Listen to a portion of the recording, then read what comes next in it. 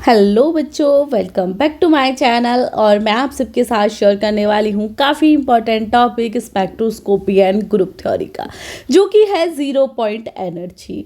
मैं बहुत ज़्यादा रेटाफिकेशन नहीं कराती, बहुत लॉन्ग क्लासेस में भी नहीं करती, बट कोशिश होती है बच्चों को समझ आ जाए। ठीक है, ये क्लास आपके BSc, MSc, IIT, JM, CSI सभी के लिए यूज़फुल है। बट जैसा कि आपको पता है, मैं मेनली एमएससी का सिलेबस कराती हूँ। एमएससी का हर एक पॉइंट आपको यहाँ पे मिल जाएगा। आपके हर एक सब्जेक्ट के इंपॉर्टेंट से लेके हैंड रिटन नोट्स तक यहाँ पे अवेलेबल है, जो कि काफ़ी फ्री भी है। ठीक है, पेड बाद में, पहले कुछ फ्री भी है। तो आपको कोई भी डाउट है तो आप लिंक के थ्रू मुझसे व्हाट्सअप या इंस्टाग्राम पे कांटेक्ट कर लेना। सभी लिंक वीडियो के डिस्क्रिप्शन में आपको मिल जाएगी। ठीक है, तो आज का हमारा पॉइंट है जीरो पॉइंट एनर्जी। ठीक है, हम यहाँ पे बात कर रहे हैं आईआर की। ठीक है, इस पॉइंट को समझने से पहले ना एक पॉइंट समझते हैं हम। इंट्रोडक्शन तो हो गया। ये कोई मॉलिक्यूल है, हमने इसे इरिडिएट कराया।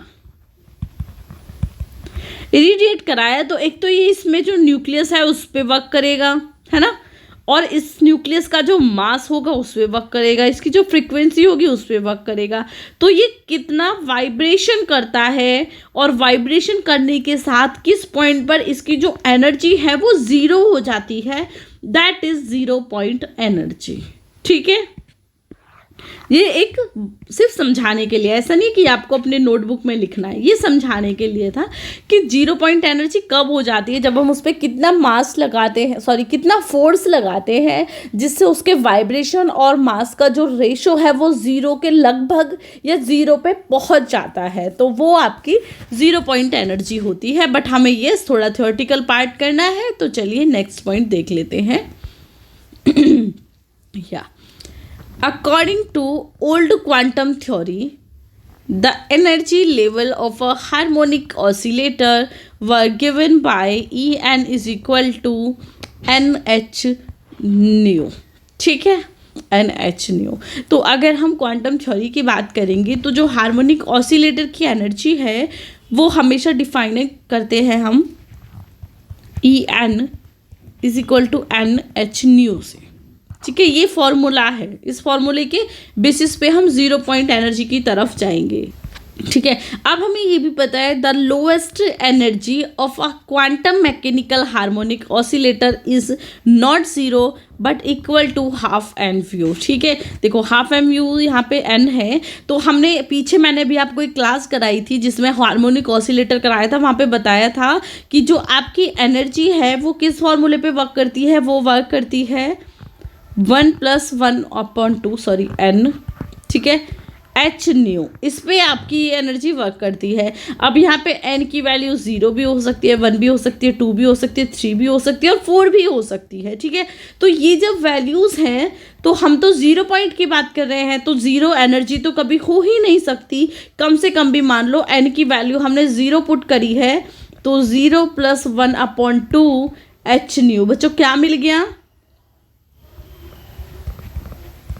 1 एच न्यू मिलेगा, कम से कम भी 1 मिलेगा या हाफ मिलेगा हमें। ठीक है, एन की वैल्यू हम 0 वैसे पुट ही नहीं करते, लोएस्ट पे 0 नहीं होती, सॉरी फॉर इट, 1 होती है। ठीक है, तो जब हम लोएस्ट एनर्जी की बात करेंगे, मान लीजिए हम 1 से स्टार्ट करेंगे तो वो 3/2 होगी। ठीक है, उससे भी हम कम पे आएंगे तो हाफ एच न्यू तो होगी ही होगी ना, क्योंकि एनर्जी मैंने अभी आपको डिस्ट्रीब्यूट करके बताई है। या सॉरी, एक्चुअली मैं खुद ही कंफ्यूज हो गई। या देखो 0 हमने वैल्यू पुट करी तो 0 उस फॉर्मूले में 0+1/2 एच न्यू। ठीक है, डायरेक्ट क्या मिला, हाफ एच न्यू मिली। तो कम से कम भी जो वैल्यू है, अगर हम इस फॉर्मूले में 0 भी पुट कर रहे हैं तो भी हमें हाफ वैल्यू मिलेगी, तो जो कि हमारी 0 के इक्वल हम मान लेंगे, क्योंकि अगर n की वैल्यू 0 है तब हमें हाफ एन यू एच जो एनर्जी है वो मिल रही है। तो एनर्जी डायरेक्टली हमारी 0 तो नहीं हुई, 0 हो भी नहीं सकती, क्योंकि n की वैल्यू 0 होती है तब भी हाफ न्यू होती है। ये 0 यानी कि एच न्यू तो नहीं हो सकती, 0 भी नहीं हो सकती। तो जो ये आपके हाफ एन यू एनर्जी है, इसी को हम 0 मान लेंगे, क्योंकि ये 0 के लगभग ही है ना। हाफ भी कितना होता है, वो 0 के पास ही तो है। तो लोएस्ट एनर्जी जो होगी आपकी क्वांटम मैकेनिकल हार्मोन्स की, वो भी 0 के इक्वल होगी। ठीक है, या यहाँ तक पॉइंट क्लियर। अब मुझे पता है कुछ बच्चे आते हैं स्टार्टिंग में देख के वो थोड़ा डर के चले जाते कि अरे ये तो समझ नहीं आ रहा। जब तक आप फोकस नहीं करोगे, पूरी क्लास नहीं देखोगे, आप शुरू के 1 से 2 मिनट में जज नहीं कर सकते बच्चे कि आपको समझ आएगा या नहीं आएगा। ठीक है, तो अब ये पॉइंट तो आपको समझ आ गया कि भाई जो हार्मोनिक ऑसिलेटर की वैल्यू है, जो उसकी एनर्जी है, वो आपकी ज़ीरो नहीं होती, ज़ीरो के इक्वल होती है। ठीक है, और जो ज़ीरो के इक्वल कितनी होती है, half n nu. Then it is referred to as zero point energy and it has its consequence in Heisenberg uncertainty principle। ठीक है, तो ये डायरेक्ट ज़ीरो नहीं होती बट ज़ीरो के इक्वल हम इसे मान लेते हैं, ज़ीरो ही हम इसे रेफर कर देते हैं। अब इसके अपने कॉन्सिक्वेंस भी हैं हाइजेनबर्ग प्रिंसिपल के अकॉर्डिंग। देखो ये क्या है, the energy of each energy level arise from 2 source, एक तो काइनेटिक सोर्स और एक पोटेंशियल सोर्स। यानी कि एनर्जी है, सॉरी मैं मॉलिक्यूल क्यों बना रही हूँ, या देखो एनर्जी है, इसे हम 2 पॉइंट्स में काइनेटिक एनर्जी और पोटेंशियल एनर्जी की फॉर्म में क्या कर सकते हैं, बढ़ा सकते हैं। हमारी एनर्जी 0 है मान लो, हम क्या करेंगे, कुछ लिक्विड जूस पियेंगे, है ना, पानी पियेंगे, चलो यही मान लो वाटर पियेंगे, तो हम एनर्जी बढ़ाने के लिए कुछ ना कुछ कर रहे हैं।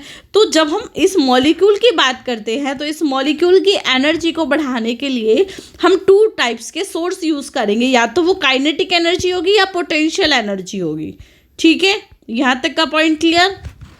अब हम जो फॉर्मूला आपको पीछे मैंने शेयर किया वही फॉर्मूला लिखेंगे। मैंने वो आपको हार्मोनिक ऑसिलेटर में पढ़ा दिया, इसलिए आपने वो क्लास पढ़ी है तो वो यहाँ पे यूज़फुल है 0 पॉइंट में। ठीक है, क्योंकि मुझे पता है उस क्लास को करते हुए आपको बहुत डाउट आए होंगे, मैम कुछ समझ नहीं आ रहा, ये प्रॉब्लम हो रही है, वो प्रॉब्लम हो रही है, बट ऐसा नहीं होता।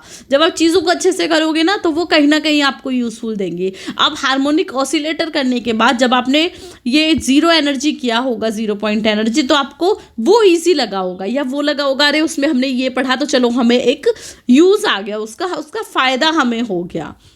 ठीक है, तो ये फ़ायदा होता है। बट यहाँ पे अगर हम एनर्जी लेवल ऑसिलेटर की बात करते हैं तो यहाँ पे E v n is equal to हम वी लिखेंगे। ठीक है, वहाँ पे हमने एन लिखा था ना, देखो वहाँ का फॉर्मूला क्या था जो मैंने अभी पीछे बताया, वो था E n is equal to n plus 1/2 h v nought, यही तो था।